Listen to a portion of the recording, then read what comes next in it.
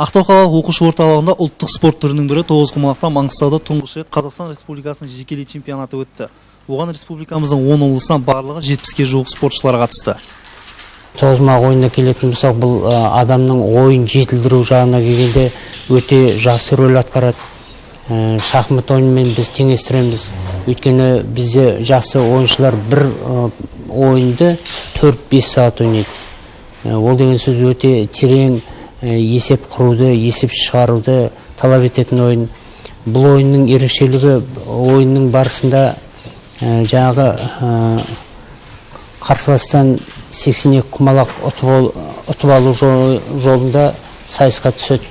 Енді ол 82 құмалақ ұтып алу оңай емес. Соңғы тасыңыз түскен жерде жұп болу керек. Қарсыластан ұтып жатқан жағыңызда өз жағыңыздан беріп қоймау жағында есептеп отыруыңыз керек. Соңғы бұл ойынның тағы бір ерекшеліктері, бұнда қарсыластың алаңынан бір отауды өзіңе иеленіп алуға болады. Бұл да ойынды өте қызықтырады. Тоғызқұмалақ әлемдік мәдениеттің озық үлгерімімен бой теңестіре алатын рухани ойын, логикалық ойлау өнері. Бұл өнердің басты қасиеті адам санасын жетілдіруге, ақыл-ойын кемелдендіруге ерекше күш салады. Түркі халықтарының ұрпақ тәрбиесіне жауапкершілікпен қарайтынына осы ойынның өзі де дәлел бола алады. Жасөспірімнің дене күшінің мол болуымен қатар, ақылды болуына да көп мән берген бабаларымыз осы ойында ойлап тапқан. Тоғызқұмалақ ойынның 3000 жылдық тарихы бар. Оны түркі тілдес халықтардың ішінде қырғыз, өзбек, қазақ, түрік, алтай елдерінде ойнады. Сонымен қатар осы қозғалыс ойындарының 6-7-8 құмалақты шағын түрлері Азия, Америка, Аравия, Африка елдерінен табылған. Оған дәлел Америка мұражайларындағы Египет пирамидаларындағы тақталар үлгілері. Бірақ бұл ойындар осы аталған елдерде ұмытылып кеткен. Қазіргі таңда бұл спорт өнері елімізде қанатын кең жайды. Тоғызқұмалақты мына жақсы бір Қазақстанда жақсы дамыған. Енді одан кейін Қырғызстанда шамалы бар.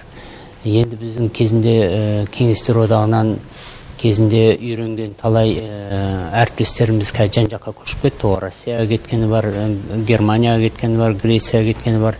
Енді олар сол барған жерлерінде бір біз хабарымыз бар, 10-15 шақты адамның басын құрып, әлі осы өнерден қолдарын үзбей жүрген. Олар бізбен байланысты отыр. Енді біздің арманымыз Азияға шығу. Ол үшін мынау Қырғызстан, Өзбекстан деген мемлекеттермен біріккен бір федерация құруымыз керек. Енді біздің соған жете алсақ, жақында енді Астана қаласында қазақтардың құрылтайы өтеді деген жақсы хабар бар. Енді сол жерде біз өзіміздің тоғызқұмалақшылар арасынан адамдар жіберіп жатырмыз. Сол жерде қатыса, сол жерде жаңа шетелдік азаматтармен байланысып, солардың мекенжайларының деректерін алып, солармен жақсы қатынас құрып, содан кейін бізді жайлап тоғызқұмалақтың қанатын кеңге жайып, мүмкін Азия, мүмкін әлем деңгейіне шығаруларымыз. Бұл енді мемлекеттік деңгейде көмекке келіп барып іске асатын шаруа ғой. Бірақ енді арманымыз сол. Тоғызқұмалақ ойыны қазіргі кезде тек түркі тектес халықтарда ғана сақталып қалған. Қазақ, қырғыз елдерінде республика шеңберінде ойналады. Оны түркі тектес халықтарда осы уақытқа дейін көнермей сақталып қалуына үлкен мән бар. Ол мән тоғызқұмалақ ойынының ережелері, түркі халықтарының наным-сенімдерінің негізінде жасалған. Тоғызқұмалақ көшпенді өмір салтының айнасы. Ол ірі тарих. Бабаларымыз ұрпағым ақылды болсын деп осы ойынды бізге аманат етіп қалдырған. Тоғызқұмалақ ойынның ұлы тектеріміз жасаған рухани негізі оны әлі де сан ғасыр бойы қорғап, өзінің жұмбақтығымен, рухани құндылығымен көптеген халықтарды тамсандыра береді. Маңғыстауда соңғы 2 жылда бұл спорт өнерінің дамуына елеулі үлес қосып жүрген бапкер Гаухар Жакиева. Қызылорда қаласынан арнайы шақырылған, оның қазір шәкірті көп және ауыл көлемінде филиалдар ашылуына жұмыстанып жүр. Қазіргі таңда тоғызқұмалақ спорты алғаш жылдары мына оңтүстік Қазақстан, Жамбыл, Қызылорда облыстарында қатты дамыды.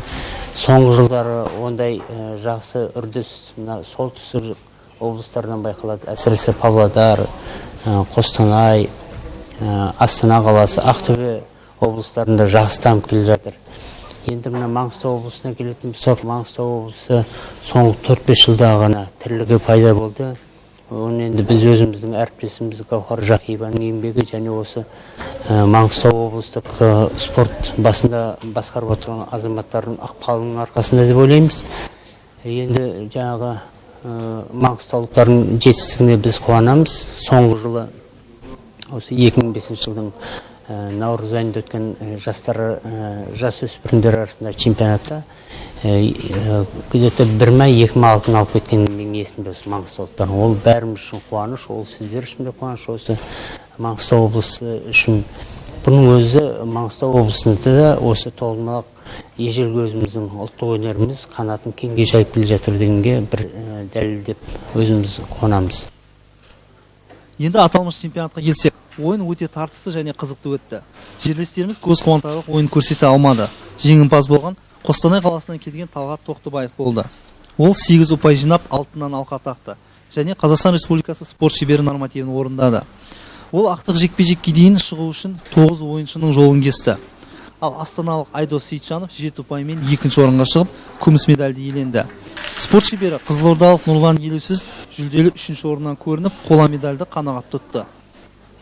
Қыздар арасынан Қызылорда қаласының спортшысы Әсел Дәлиева 7-5 есебімен финалда 8-ші ойыншымен жолығып, жеңіске жеткен. Ол осымен 4-ші рет республика көлеміндегі чемпионатты жеңіп алды. 2-ші орынға Әселдің жерлесі спорт шебері Ақторған Қошқарова көтерілді. Ал қостанайлық Әсемгүл Шегебаева жүлделі 3-ші орынды иеленіп, тоғызқұмалақтан Қазақстан Республикасы спорт шебері нормативін орындады. Яғни бұл чемпионаттан 2 спорт шебері дайындалды деуге болады.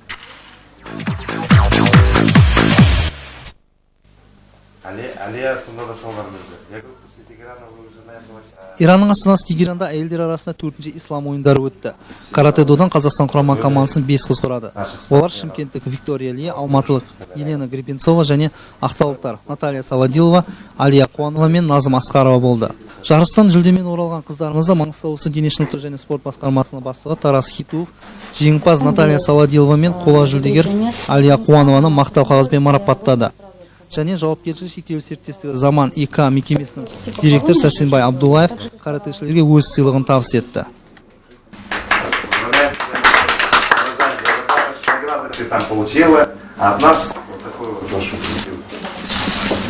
Также я хотел поздравить и выразить благодарность Хуанову Алие за 3-е место в соревнованиях, которые проходили в Тегеране. Ну и назовем тоже для тебя большой опыт. Я думал, что в дальнейших твоих соревнованиях ты будешь добиваться успеха. В общем-то, вручить подарок, хоть и небольшой, но может быть он несколько приятный. Это тебе. Я. Я думаю, что... Қазақстан құрама командасының аға жаттықтырушысы Парвиз Мансуровтың шәкірттері алда қарашада Грецияда өтетін әлем чемпионатына дайындалады. И как же это вот там прыжки в длину будут? Қапшағайға Қазақстан Республикасының ашық чемпионатына ақтаулық 7-1 спортшыларымыз жолдама алды. Соңғы рет Ақтауда желкенді қайық Каспий 2005 атты халықаралық турнирде жерлестеріміз жақсы жетістіктерге жетті. 5 алтын, 4 күміс, 7 қоланы олжалаған ақтаулықтар командалы есепте 1-ші орыннан көрінді. Сол жарыс іріктеу туры болды. Онда жеңіске жеткен спортшыларымыз енді Қапшағайда өтетін Қазақстан Республикасының чемпионатына барады. Желкен спорты бұл ерекше спорт түрі. Себебі деген енді Ақтау қаласы, жалпы Маңғыстау облысы теңіз жағасында орналасқаннан кейін бізде осындай спорт түрімен айналысатын, нағыз теңіз сүйетін, нағыз сондай бір қауіп қатерден қорықпайтын балалар спортпен шұғылданады. Жылдың басында Қырғызстан кубогы үшін Балықшы қаласында ашық турнир өтті. Онда Ақтау қаласының спортшылары да бақтарын сынады. Кадет классы бойынша ағалы інілі Мақсат пен Мұрат Қожабаевтар алтын медаль иегері болды. Ал оптимист классында Стас Дектев және Құдайберген Асанов қола медальмен оралды. Ақтаулықтар Қазақстан Республикасының ашық чемпионатында да өнер көрсетті. Онда алтыннан алқа тағынған Ғалымжан Дәріғұл мен Михаил Тарабановский. Луч 2 бөлімі бойынша Әнуар Қалдықожаев күміс медальға қол жеткізді. Қазіргі таңда Ақтау қалалық желкенді спорт мектебінде 5 бапкер қызмет етеді. Бүгінгі кезде 3 спорт шебері, 5 спорт шеберіне үміткер және бірінші дәрежелі 6 спортшылар дайындалды. Халықаралық дәрежедегі спорт шебері бүгінге дейін жоқ. Оның себебі Азия және әлемдік дәрежедегі жарыстарға жерлестеріміз шыға алмай жүр. Тек көршілес Қырғызстанға ғана барып, көз қуантарлық жеңістерге жетіп келеді.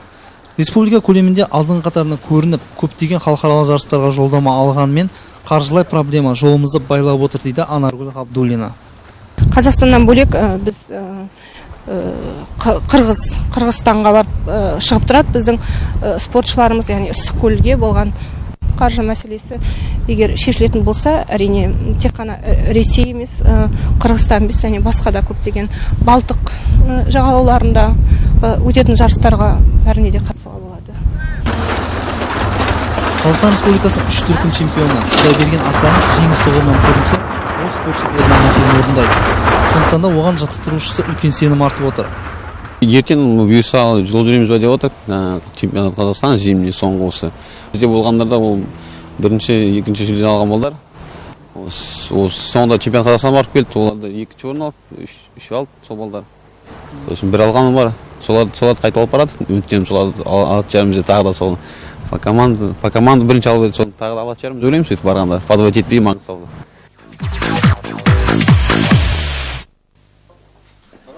Венгрияның астанасы Будапештте қыркүйектің 26 мен 28 күні еркін күрестен әлем чемпионаты өтті. Оны Олимпиада ойындарымен теңестіруге болады. Бұл додалы жарыста әлемнің бірінші нөмірі спортшылары боз кілемде белдесті. Соңғы рет оқу-жаттығу жиынын Орал қаласында өткізген Қазақстан құрама командасының еркін күрес шеберлері Будапештке үлкен дайындықпен аттанған болатын. Бар жоғы 2 күнге созылған жарыста 7 салмақ дәрежесі бойынша боз кілемге шыққан қазақ елінің палуандары бір ғана қола медальді иеленді. Оны да жерлесіміз Магомед Куруглиев Қазақстанға, оның ішінде Ақтауға алып келді. Әуежайдан әлем чемпионатының қола жүлдегерін оның бапкері, Қазақстан Республикасына еңбегі сіңген жаттықтырушы Валентин Михайлович Пустафетов, Тарас Хитуов, тағы да басқа спорт саласының өкілдері күтіп алды. Жартылай финалда Грузия мықтысы Ривас Мендурашвилиден ұтылдым. Қола медаль иегері екенімді түсіне отырып, жеңімпаз бола алмағаныма іштей қиналдым. Біздің командадағы жігіттердің барлығы жарыс жолынан шығып қалып, жүлдеден тыс қалғанда, тек мен елге жалғыз жүлдемен келген кезімде әрине қуанышты сезімде болдым. Мен ол жерде әбден ұтылуым да мүмкін еді. Мен өзімнің жарақатыма қарамастан, менің мақсатым жеңіске жету болды. Магомед Атланта, Сидней, Афина олимпиадасына қатысқанын көбісі біледі. Бірақ Олимп ойындарында бағы жанбай келеді.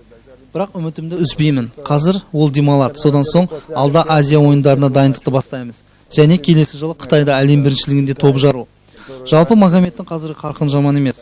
Ол әлемнің мықтыларын талай жығып жүр. Мен оны Пекин олимпиадасына биіктен көргім келеді. Және ол үшін мен барымша оны дайындаймын. Қазақстан қоржынына жалғыз қола медальді салған Магомед бір ай демалған соң үлкен жарыстарға бел шеше дайындалатын болады.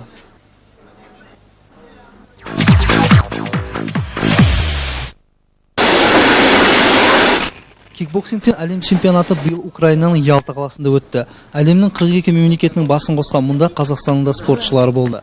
400-ге жоқ кикбоксшылар 3 күн бойы шаршалаңда бақтарын сынады. Бұдан бұрын оқу-жаттығу жиынын және қиын кезеңдерден өткен ақтаулық Арман Әбілда мен Бағдат Жолдыбаев болды.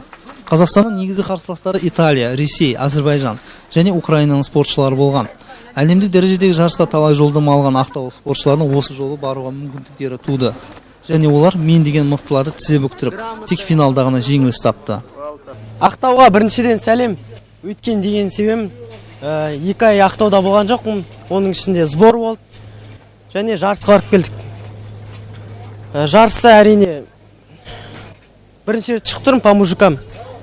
Екінші орын алып қалдым, бірақ екінші орында результат 3 кездесу болды. Бірінші российский, сосын екіншісі Афган, сосын үшіншісі Дагестан. Сол Дағыстаннан ұтып қалдым. Ең мықты мен деген кикбоксшылардың арасында қатысқандарымызға өте ризамын. Бәрі ойдағыша. Ризамыз өте, енді бір өкінішім ол деген әлем чемпион болмағанымызға. Енді ол деген біздің қолымызда емес, біздің барымыз білетімізді істедік, үйреткенімізді жасадық. Енді Баймұрат Асқардың шәкірттері Азия чемпионатына дайындалады. Ол Ақтау қаласында өткізіледі деп жоспарланып отыр. Спортшылардың айтуынша Азияда топ жару оңай емес. Себебі олардың арасында Азия көлемінде жеңімпаз болғандар бар. Алға қойған мақсат әрқашанда алдыңғы қатарда жүріп, көк байрақты биіктен көрсете отырып, қазақ кикбоксының әлдеқайда күшті екенін әлемге мойындату дейді спортшылар. Қазақстан алға!